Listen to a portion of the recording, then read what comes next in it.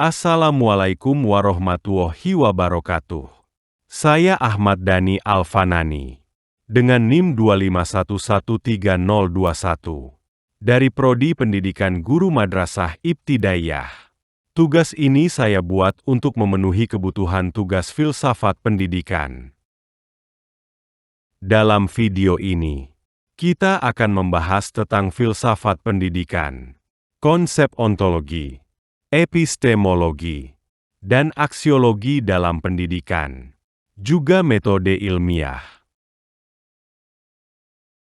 Pertama-tama kita akan mendiskusikan tentang definisi dan tujuan pendidikan menurut para ahli. Menurut Al-Syabani, filsafat pendidikan adalah aktivitas pikiran yang teratur dan teratur, yang menjadikan filsafat sebagai jalan untuk mengatur, menyelaraskan, dan memadukan proses pendidikan. Muncul sekitar abad ke-6 sebelum Masehi, berawal dari Yunani kuno, ketika manusia mulai beralih dari penjelasan mitologis ke penjelasan rasional untuk memahami alam semesta. Thales of Miletus adalah bapak filsafat. Thales menjawab bahan dasar bumi ini adalah air. Sehingga Thales adalah filsuf pertama yang memikirkan tentang pertama kali terjadinya alam semesta. Selanjutnya kita akan membahas tentang tujuan filsafat menurut para ahli. Menurut Socrates, tujuan filsafat pendidikan adalah untuk merangsang penalaran yang cermat dan disiplin mental yang akan menghasilkan perkembang.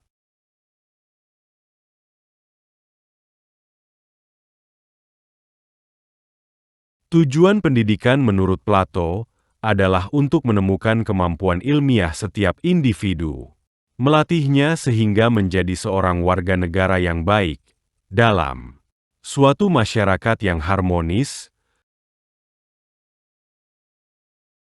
Menurut Aristoteles, untuk memperoleh pengetahuan, manusia harus lebih dari binatang lain berdasarkan kekuatannya untuk berpikir, harus mengamati dan secara hati-hati menganalisa struktur fungsi organisasi dan segala yang ada di alam.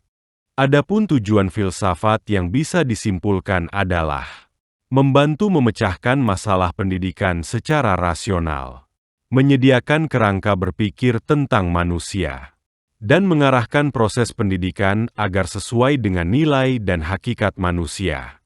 Setelah kita membahas tentang sejarah singkat dan tujuan filsafat dari beberapa tokoh filsafat, selanjutnya kita akan membahas tentang konsep ontologi, epistemologi, dan aksiologi dalam pendidikan filsafat. Yang pertama adalah ontologi. Ontologi adalah kajian tentang hakikat realitas atau keberadaan dalam pendidikan. Ontologi pendidikan membahas hakikat manusia sebagai subjek sekaligus objek pendidikan. Hakikat belajar proses mental perilaku pengalaman interaksi sosial. Hakikat tujuan pendidikan pengembangan potensi, akhlak, kecerdasan kemandirian. Épistémologie adalah kajian tentang sambe, karamant prole, dan kibnaran pengetahuan.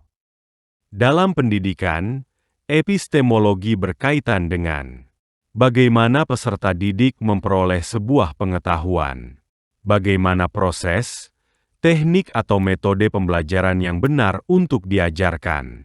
Validitas pengetahuan yang diajarkan dalam kurikulum. Implikasi epistemologi terhadap pendidikan adalah sebagai berikut. Yang pertama, menentukan strategi pembelajaran. Kemudian menentukan metode penilaian.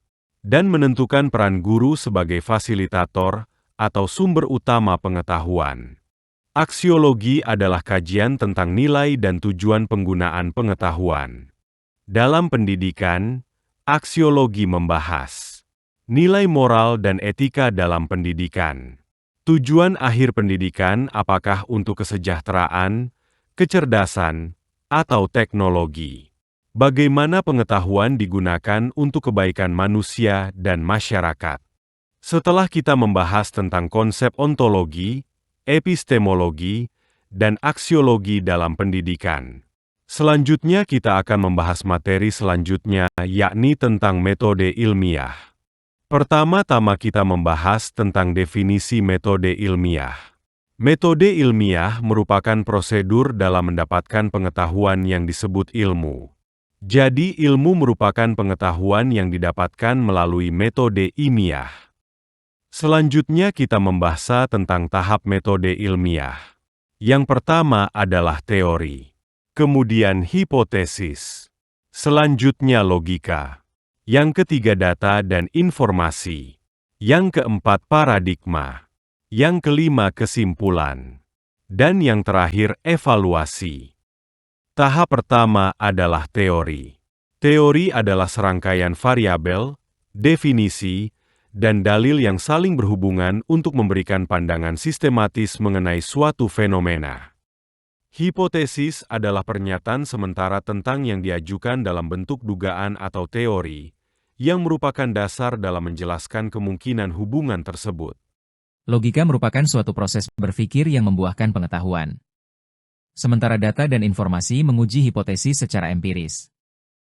Paradigma adalah model, pola, atau kerangka berpikir yang digunakan untuk memahami, menjelaskan, dan menginterpretasikan suatu fenomena. Kesimpulan pernyataan akhir yang ditarik setelah menganalisis data dan menguji hipotesis. Sementara evaluasi adalah penilaian terhadap hasil dari pengujian hipotesis.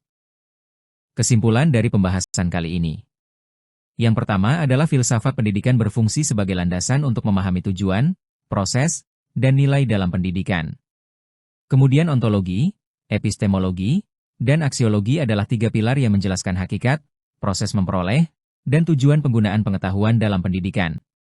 Dan yang terakhir adalah metode ilmiah menjadi alat memperoleh pengetahuan yang objektif dan dapat dipertanggungjawabkan. Demikian dan terima kasih.